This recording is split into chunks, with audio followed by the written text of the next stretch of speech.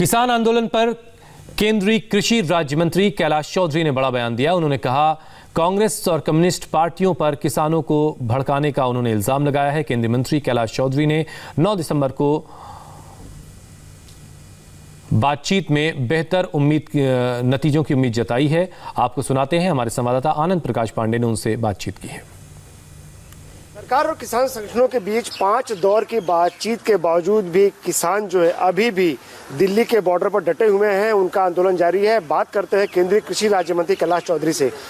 Sir, आप लोग किसानों की कुछ मांगे मानने को तैयार है, संशोधन करने को तैयार है, लेकिन किसान तो अड़े हुए हैं कि कानून ही वापस लीजिए।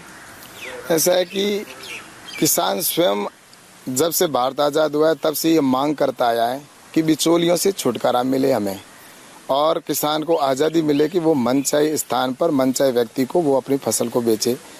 तो इसलिए इस बिलों के माध्यम से किसान को आज़ादी भी मिली है और बिचौलियों से मुक्ति भी मिली है। और कॉन्ट्रैक्ट फार्मिंग के अंदर भी किसान अपनी फसल को बोने से पहले अपनी रेट तय कर पाएगा। ये सारा इन बिलों के माध्यम से किसान को लाभ होने वाला है।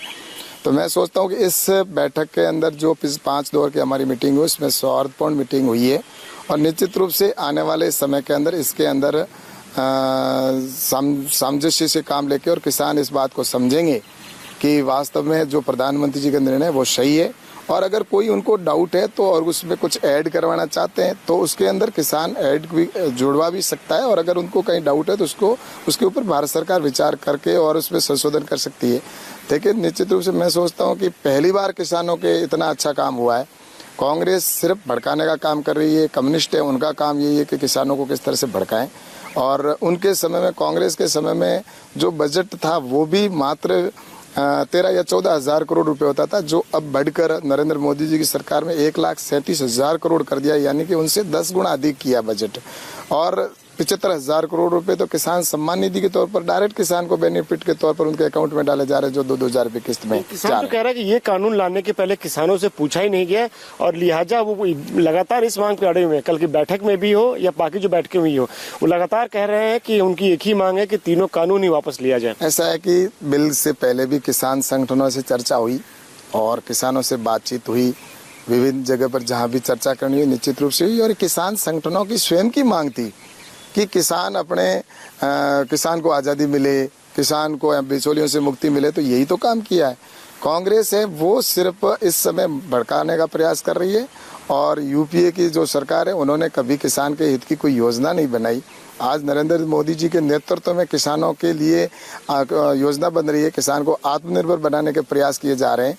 और पहली बार अगर किसान के हित की कोई योजना बनी है तो वो इस फसल बीमा योजना अटल जी के समय में हुई, और किसानों के लिए किसान क्रेडिट कार्ड है वो भी अटल जी के समय में प्रारंभ हुआ। उसके बाद में एमएसपी और एमएसपी को 1.5 गुना करना नरेंद्र मोदी जी की किया। तो क्या जो ये कानून वापस लेने की मांग किसान कर रहे हैं, लगातार उस पर अड़े हुए हैं, तो क्या उनकी ये मांग सरकार मानेगी या फिर बिल्कुल भी उसे विचार ही नहीं करेगी? ऐसा है कि ये मीटिंग जो 9 तारीख को होगी उसके अंदर निश्चित रूप से हम सोचते हैं कि किसानों के साथ में बैठकर चर्चा होगी तो उसमें अच्छा परिणाम आएगा, क्योंकि किसान है वो भी मैं सोचता हूँ कि समझदार है। और देश के अंदर इस समय किसान के हित की सरकार है। नरेंद्र मोदी जी, पहली बार आपने देखा होगा कि लाल किले के प्राचीर से अगर कोई किसान हित की बात करता है तो नरेंद्र मोदी जी करने वाले। पहले कभी किसान का विषय पर चर्चा भी ये लोग नहीं करते थे, लेकिन आज मैं सोचता हूँ कि इस समय किसानों को उन लोगों के जो इनको भड़काने का प्रयास कर रहे हैं उनसे बचना चाहिए। और नरेंद्र मोदी जी के जो ये बिल हैं उनके अंदर जो संशोधन की आवश्यकता है तो करके और इसको समाधान की राह की ओर हमें आगे बढ़ना चाहिए। यहाँ रुकना एक छोटे से ब्रेक के लिए, और ब्रेक के बाद कश्मीर से एक बड़ी खबर है।